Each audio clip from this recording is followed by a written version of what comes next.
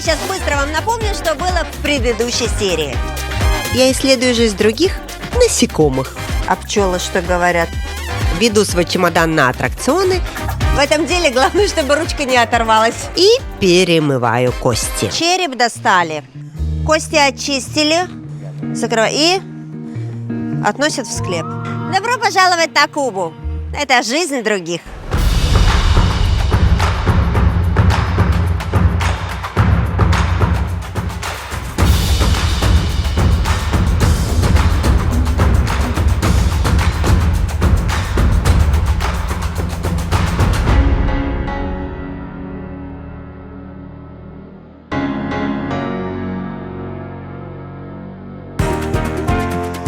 В первом выпуске программы мы путешествовали преимущественно по столице Кубы Гаване. А в этом будем исследовать, как живут местные на знаменитом курорте Варадеро. Это витрина острова, бесконечный пляж, бирюза из заставки на рабочем столе и улыбка а-ля «все включено». На первый взгляд кажется, что здесь все пропитано легкостью и праздником. Однако есть здесь и простая настоящая жизнь. Ведь если отойти от бассейна к служебному входу, слышно другую сторону курорта. Утренние автобусы с персоналом, списки смен и разговоры про чаевые. Здесь отдых продают по открытке, а живут по расписанию. Океан общий, а реальности две. Одна жизнь туристов, а вторая жизнь местных. Таких как Анин, который с утра до ночи стоит за плитой с одной целью – успеть подать блюдо вовремя. Таких как Ясмани, который с утра до ночи стоит за прилавком с одной целью – продать как можно больше. И таких как Хосе и его семья, у которых всегда есть свет. Поверьте, этим похвастаться здесь может не каждый. Раз уж мы на курорте, то начнем, конечно же, с истории про отели. А отелей на Кубе два принципиально разных типа – частный и государственный.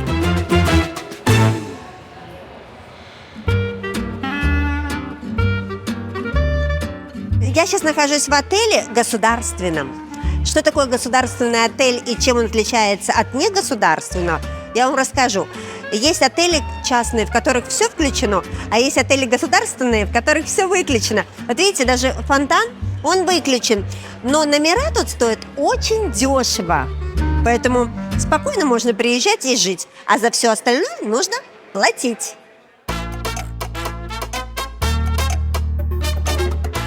Раньше все отели на Кубе были государственными.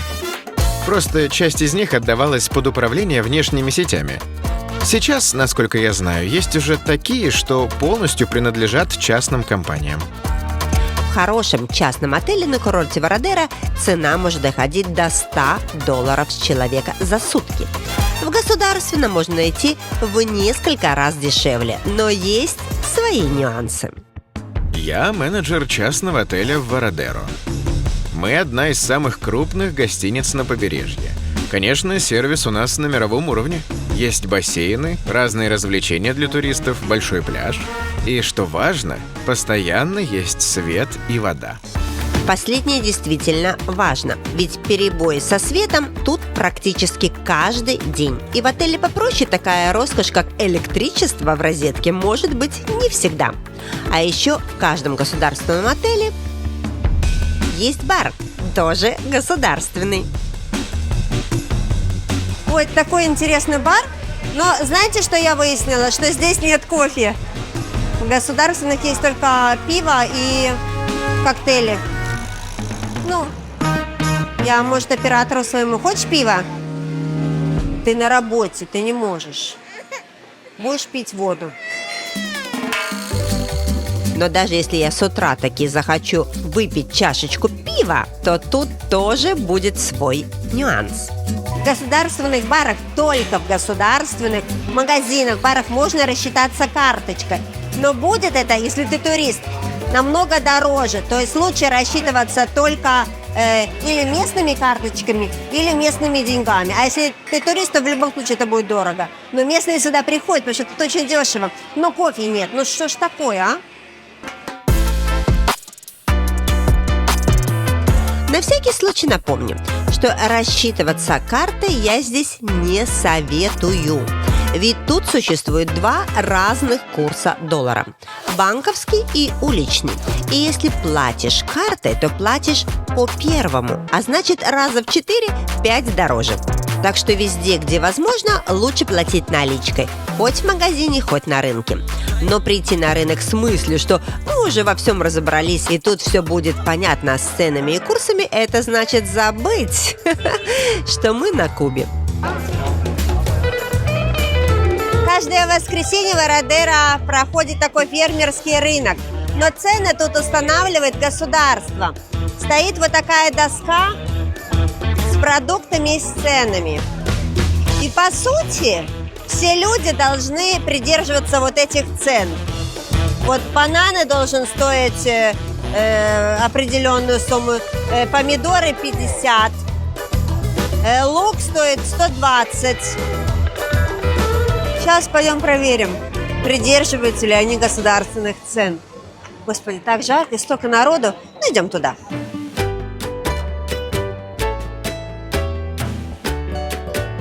Все продукты на этом рынке с огорода. А я и продавец, и доставщик. На своем грузовике я каждое утро объезжаю окрестные села и покупаю у местных кто что вырастил. Набрать достаточно товара – это, к слову, самая сложная часть моей работы. Вот у вас картошка сколько стоит? 400 песо. Так, сколько стоит лук? 450. А сколько стоит перчик? 300 песо. Это столько, сколько написано там на доске или нет? Да, конечно, у нас все честно. Между нами скажу, что если прийти сюда без камеры, то цены будут совсем не такие, как на доске. То есть совсем не такие, какими хочет их видеть государство. А скажем так, устные. Короче, курс картошки тут варьируется. За один поход на рынок местный человек тратит где-то 2-2,5 тысячи песо. Ну, это так, чтобы закупиться на неделю, а то и больше. Со скольки до скольки работаете? От рассвета и до, пока все не продам. А ваши цены дешевле, чем в магазине? Этого никто никогда не узнает, потому что в магазинах вообще не продают овощей и фруктов, только здесь. В магазинах вообще нет овощей и фруктов, только здесь. Поэтому выбор-то и небольшой. Приходишь и покупаешь, что есть. Хочу заметить, что маркетинг Варадеро на таком уровне, что даже из продуктового рынка выход через сувенирную лавку.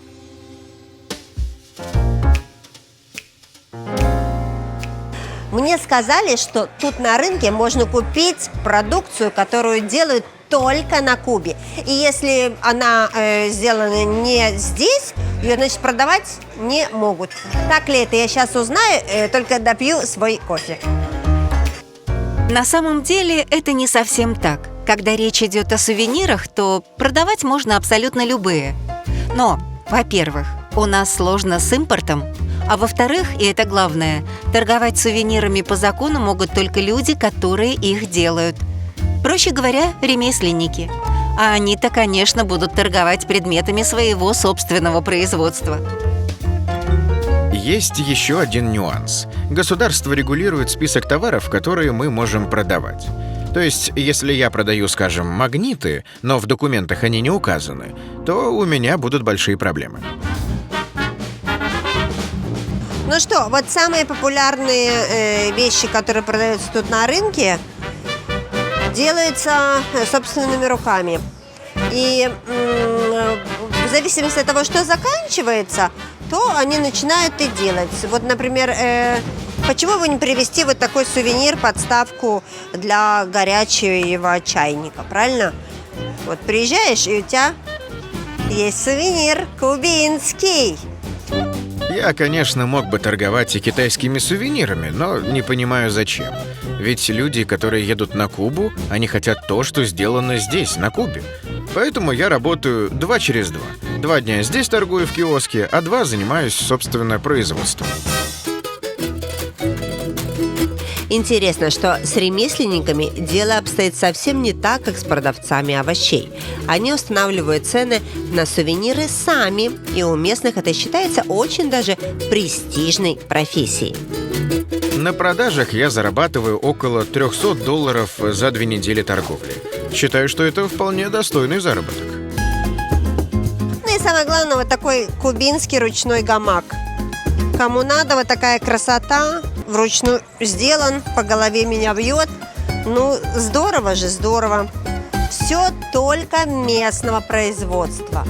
Только местного. Еще бы они местного сделали вентилятор. Посмотри на кошку. Местная кошка, так же, как и я. Вот я бы с удовольствием уже лежала вместе с этой кошкой, потому что так жарко. Фу, пойду.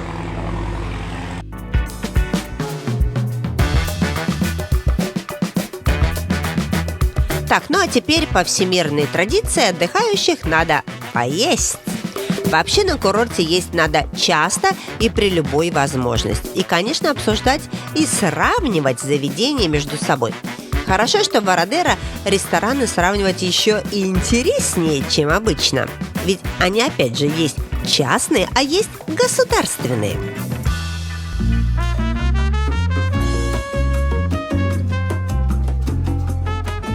А кто управляет здесь? Кто тут? Директор есть или вы директор?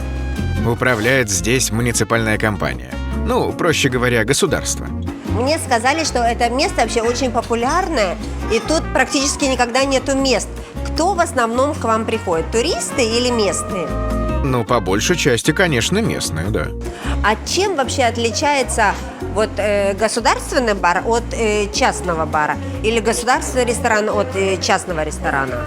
В частном баре точно будет больше разного ассортимента напитков и алкоголя, импортного в том числе.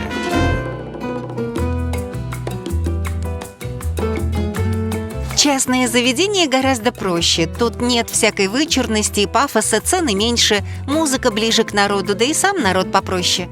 Поэтому мы с парнем только в такие и ходим. Конечно, я не могу не попробовать самое популярное местное блюдо. Так, ну что тут у нас? Осьминоги, лангусты, лобстеры? Уже предвкушаю. Нет, у нас больше любят мясо. Для местных вкуснее говядины ничего нет. Местные наелись ваших лобстеров и хотят есть вкусное мясо. Ну, тогда извините, я буду есть не самое популярное местное блюдо. Ну что, вот мой лобстер, так сказать, через 15 минут и готов. Рыбаки привезли только сегодня. Прего, гратис. К нему подают рис, такую огромную порцию, немножко овощей. Ну что, мне нравится. Мне нравятся государственные рестораны. Они недорогие, быстрые. И тут мне дают лобстер по цене кофе в некоторых странах. Поэтому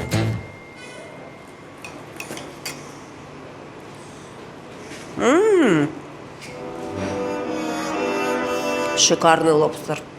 Шикарный. Я в шоке. А теперь перенесемся в ресторан «Честный» и закажем там... Лобстер. Сейчас попробуем на вкус. Он уже, видите, открытый, большой, красивый. Вот это национальная пища. Хорошо, я люблю лобстера, например. Мой оператор терпеть не может лобстера, поэтому никто делиться с ними не будет. Ой, ну, пожалуйста, не переворачивайся. Ой, смотри, картошечка тут есть. Ой, ну, извините, что ж я могу сделать? Назад. Итак.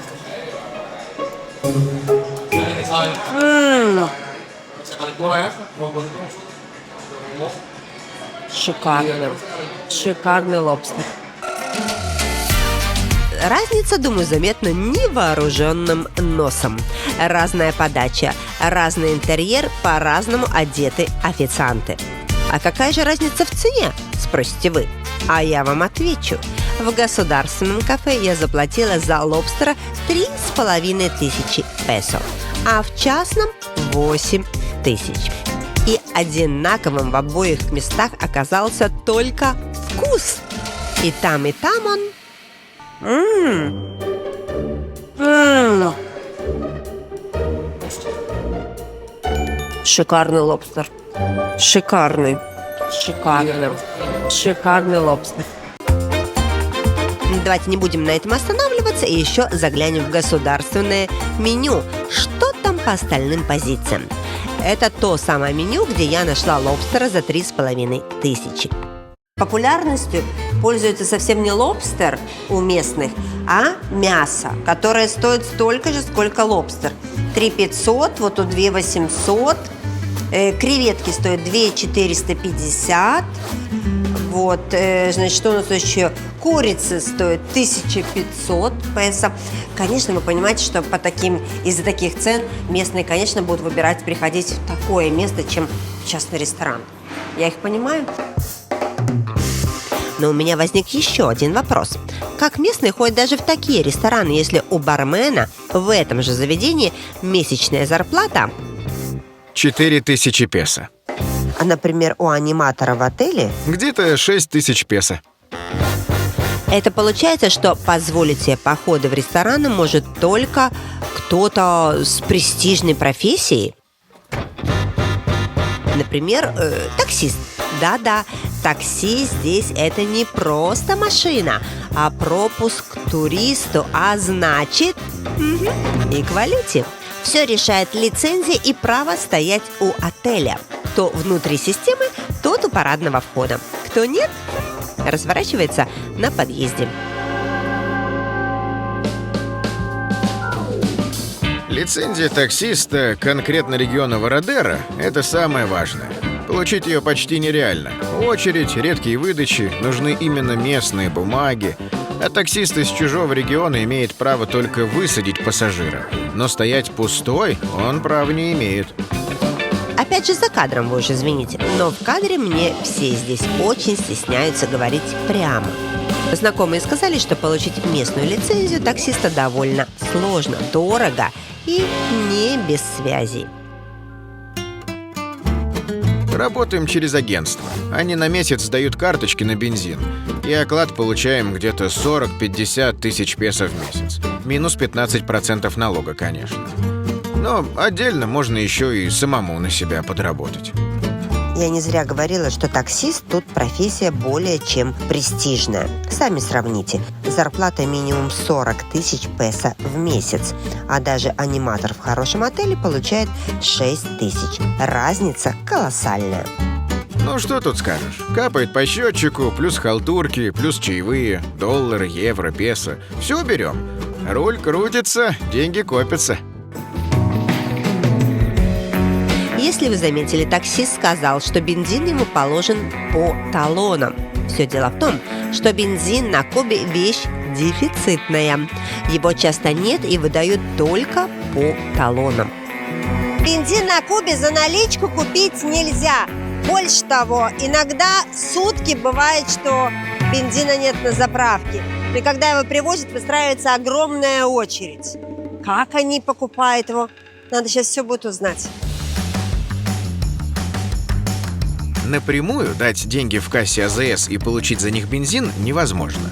Надо иметь либо карту для получения топлива, или же расплачиваться картой банковской. Но это все, конечно, при условии, что на самой заправке вообще бензин есть. На заправке мне рассказали, что да, большинство АЗС, как правило, стоят пустые. И как только топливо появляется, туда сразу едут автомобилисты со всей округи в надежде получить заветные литры. Бензин есть только вот Б-94. И можно выйти и заплатить только карточкой, и все. И вот стоит очередь, все эти люди хотят заправиться, потому что только что привезли бензин.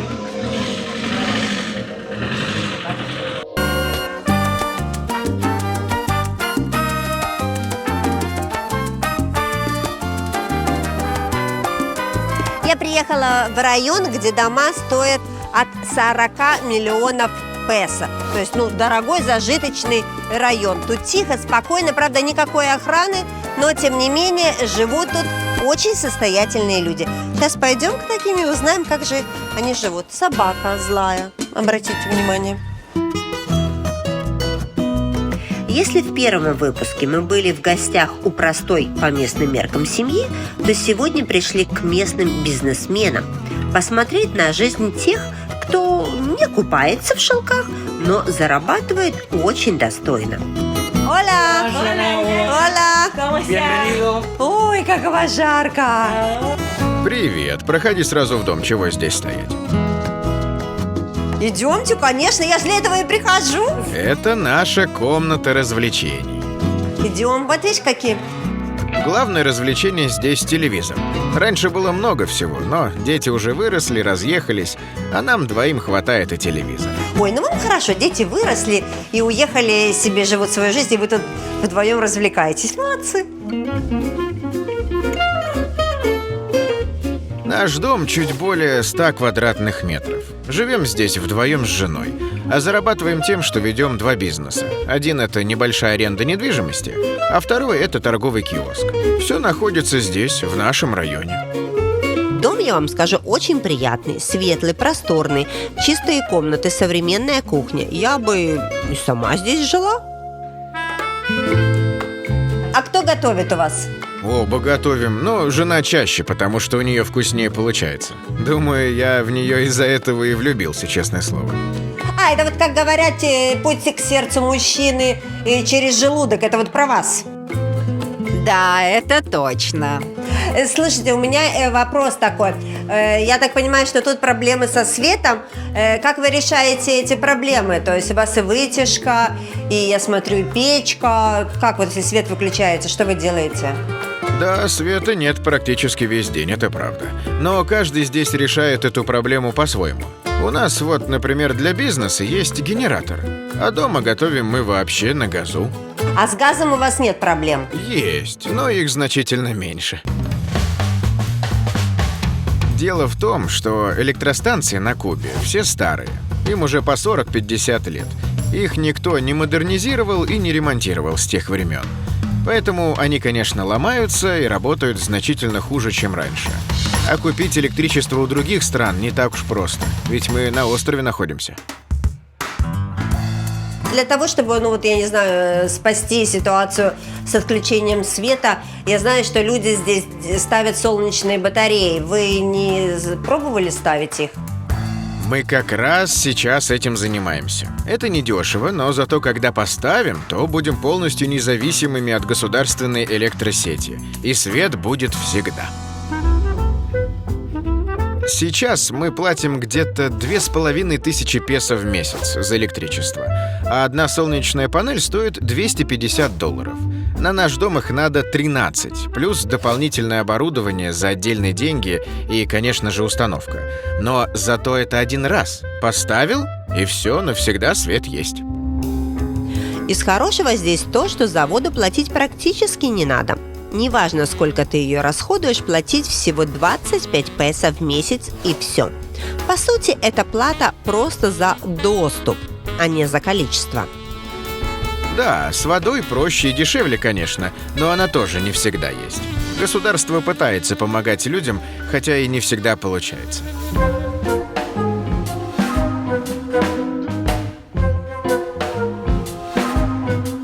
Те самые талоны на продукты, про которые мы уже упоминали в первой части, положены абсолютно всем жителям Кубы.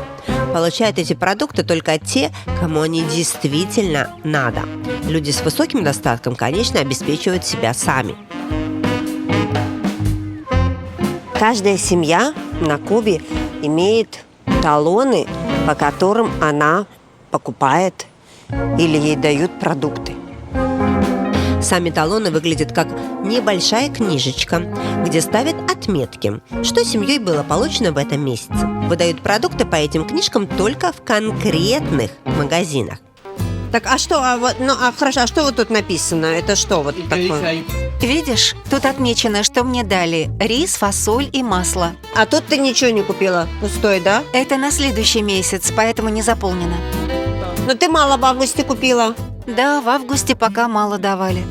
А, то есть вы идете и покупаете то, что есть, а не то, что вы хотите. Конечно. А ты думала, там полки ломятся? Вы не обращайте внимания на то, что я постоянно говорю слово «купила». На тот момент я просто еще до конца не разобралась с системой, или просто мой мозг отказывается верить в то, что что-то могут выдавать вот так, просто так. Но да, им просто это дают. Никто ни за что не платит. А это что за каляки-маляки такие? А это хлеб. Он, слава богу, есть почти всегда. Ну, хлеб каждый день есть. Да, иногда даже 2 раза в день. Но надо отстоять очередь. А вы конфеты покупаете себе? Нет, такие вещи только за деньги. Такое не выдают, это деликатес. Те самые очереди, такие, как здесь за хлебом, я, кстати, не видела очень давно. А тут вот стоят, ждут ничем не хуже очередей за бензином. Мы пришли на рынок, и вот это стоит очередь за хлебом. Но справедливости ради хочу сказать, что есть на Кубе люди, которые не так уже много зарабатывают, но при этом могут себе позволить не стоять в очередях за продуктами и не надеяться на талоны на еду. Они просто ловят себе еду сами. Да, я имею в виду местных рыбаков. Вот с этого причала Хемингуэй выходил на рыбалку. Представляете? Сегодня Хемингуэя нету, а рыбалка продолжается. И я думаю, что вот она в каком виде была при нем, так вот она все и осталась. Красота? Романтика? Ой, я видела такое видео, знаешь, когда девушка хотела сесть на лодку и свалилась. Хорошо, что это не про меня было. Вы давно были в море? Позавчера. А сейчас что вы делаете? Готовитесь к новому заплыву? Да, готовимся снова в море идти. А сколько вас человек выходит на такой лодке? 3. И вы с едой, да, с водой? Сколько вы с собой берете запасов? Главное воду взять, а еду сами наловим. Как видите, рыбаки на Кубе не слишком разговорчивые, но сами понимаете, профдеформация, с рыбой ведь много разговаривать не надо. В море мы выходим 2-3 раза в неделю. Чаще и смысла нет, ведь много улова не продашь. Все из-за проблем с электричеством. Холодильники-то без него не работают. Ну, есть, конечно, и плюсы. Вся рыба всегда свежая. Это престижная работа рыбак здесь, вот на Кубе? Да. То есть жена ваша довольна? Ну, плюс-минус, это же жена. Рыбалкой я могу заработать до 50 тысяч песо в месяц. До этого я много чем пробовал заниматься, но такие хорошие заработки мне ничего не приносило. Но зато у вас рыба на обед всегда, правильно? Конечно. То есть и покупать не надо, получается. Это выгодно. А я покупаю. У меня муж не рыбак. К сожалению, мне оператор подсказывает.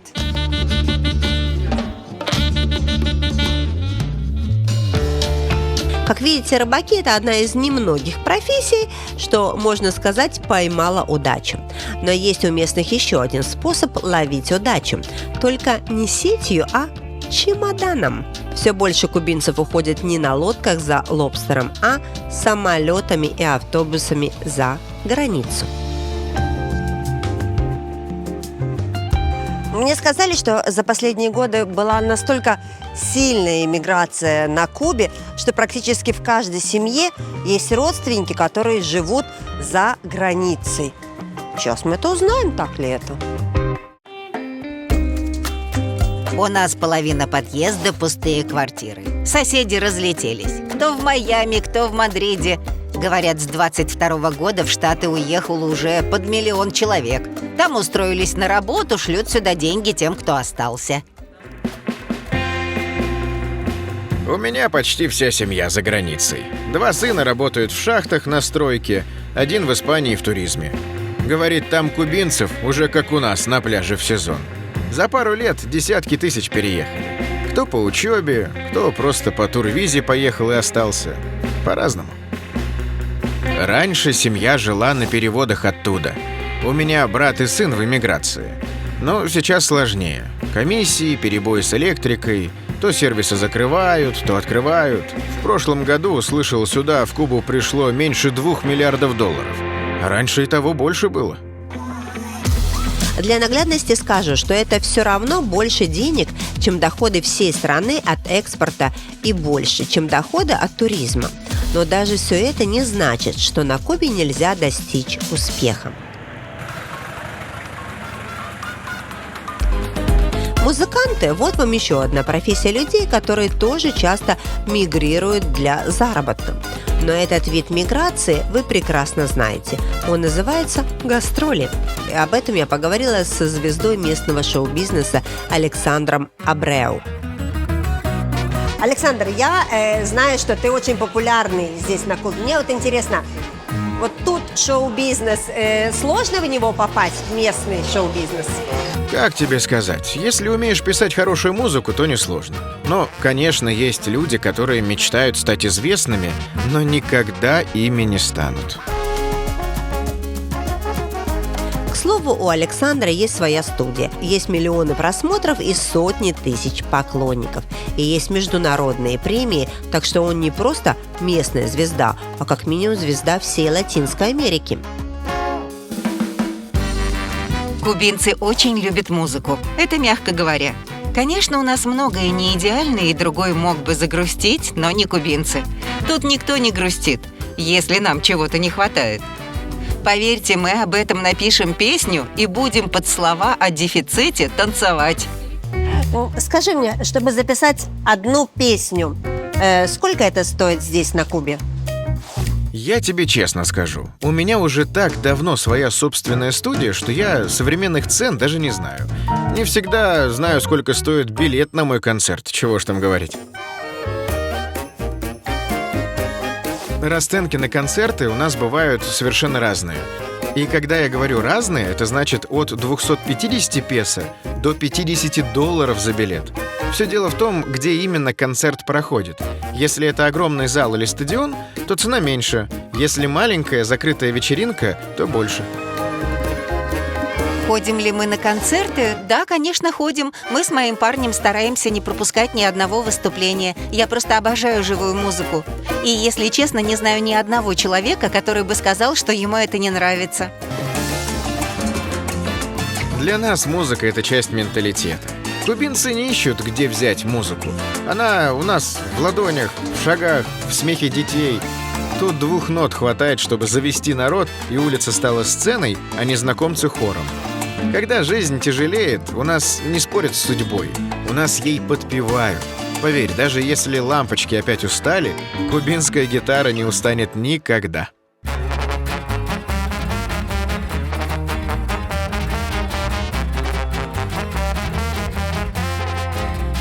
Тут музыкант разогрел зал, а за углом мастера разогревают лампы. На острове, где свет часто берет паузу, настроение все равно красят в 2 слоя. Наверное, я вас уже запутала метафорами. Ладно, скажу прямо. Сейчас пойдем исследовать мою любимую тему Латинской Америки – тему красоты.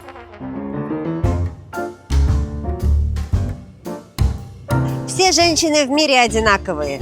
Все мы хотим быть красивые, любимые, стройные и здоровые.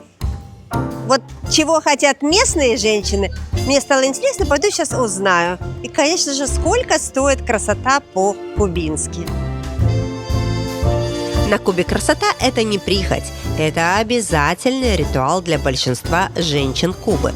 Это дело они очень любят. Ну, а собственно, где его не любят? Чаще всего наши женщины уделяют внимание маникюру и педикюру. В основном это длинные, яркие, разноцветные, со стикерами и цацками ногти, собственно, как у меня. Маникюр стоит от 2500 песо. А что касается возраста, то тут это не важно. Приходят все женщины вообще. И, конечно, все здесь импортное. Лаки, гели, лампы, клей. Свои такого не делают, значит, каждая баночка – это, угадайте что? Ага, правильно, дефицит. Самая большая сложность – достать материалы. Ведь у нас такого не производят. Честно скажу, это настолько непросто, что я даже не буду рассказывать, как мы их покупаем. Ничего противозаконного, не подумайте, просто не хочу раскрывать секреты.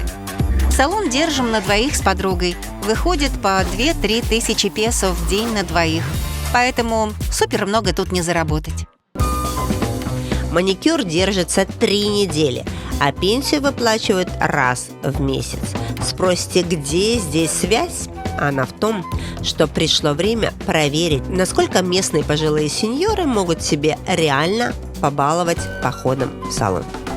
Как живут пенсионеры на Кубе, я пришла узнать у Марии, которой 84 года. Мария вышла на пенсию в 60, как и положено женщинам на Кубе, и уже больше 20 лет как не работает, но отдыхает ли она при этом? Сейчас узнаем. Вы давно живете в этом доме? С 62-го года. О, ну прямо уже больше 50 лет. А вы одна живете сейчас? Живем вдвоем с братом. Мужа уже давно нет. Сын уехал за границу, поэтому мы только вдвоем остались. У вас с братом хорошие отношения? Да, конечно, это мой родной младший брат. Мы присматриваем друг за другом, помогаем. Сейчас на Кубе минимальная пенсия – это 1500 песо. Как вы понимаете, это немного, поэтому местные пенсионеры продолжают работать или живут на деньги от детей.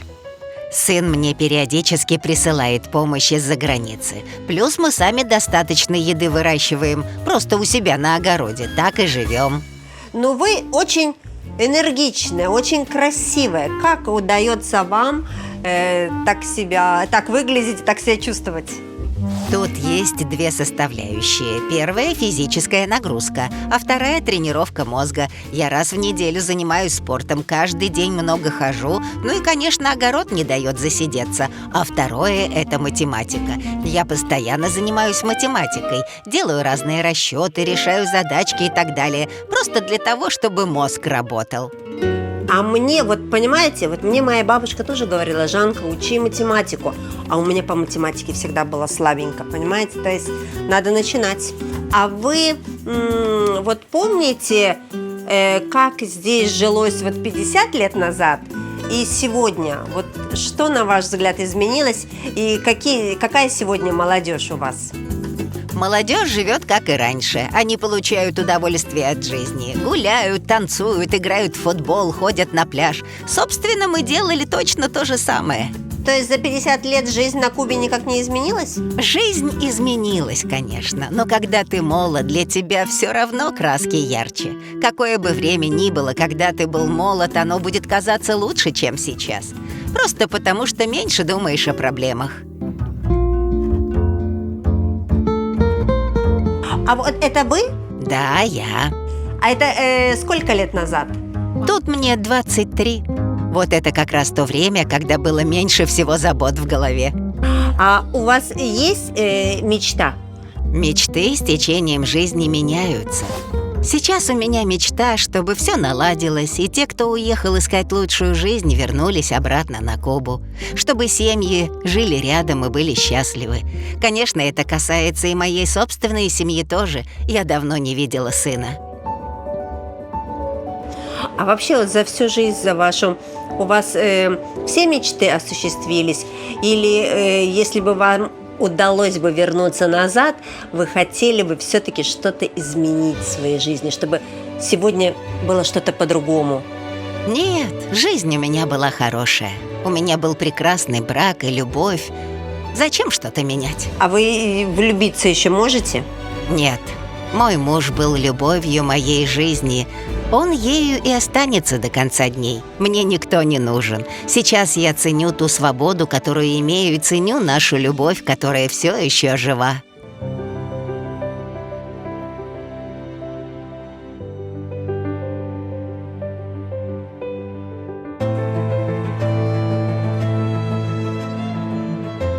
Куба – это страна, где у каждого есть ритм, даже если батарейки давно сели. Здесь рисуют настроение на ногтях и вытягивают позитивную атмосферу из пары песен и фонарика. Люди отсюда уезжают, но не теряют связь.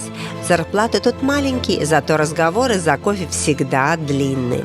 Словом, пока есть хоть немного света, музыки и настроения жизнь продолжается. Не глянцевая, не легкая, но настоящая. Как обычно, она оказалась чем-то похожа на нашу, а в чем-то совершенно другая, но с ромом, гитарой и терпением.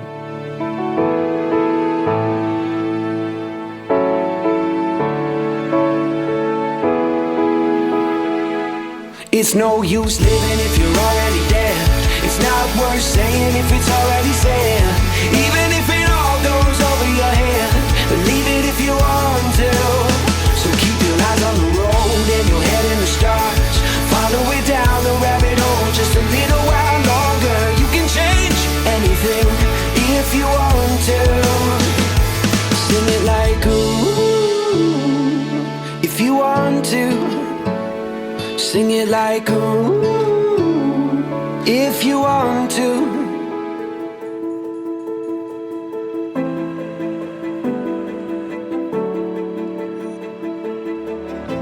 Куба – удивительное место. Денег тут немного, но счастья хватает на всех. Тут не мечтают о дорогих машинах или новом телефоне. Зато всегда найдут время сесть во дворе, сыграть партию домино и просто поболтать с соседом. Чисто, уютно, тепло. Не только в доме, но и в душе. Ну так вижу я. А если спросить у самих кубинцев, что же такое настоящий кубинский характер, то они скажут: Улыбаться даже когда не весело. Уметь импровизировать, не терять надежды. Часто жаловаться, но еще чаще смеяться. Гордиться собой, но не быть заносчивым. Мы умеем ждать, особенно когда нет другого выбора. да, кажется, что кубинцы знают главный секрет счастья. Радоваться можно не потому, что солнце светит идеально, а потому, что оно просто светит. Честно говоря, я так не умею. Но не зря же это не моя жизнь, а жизнь других.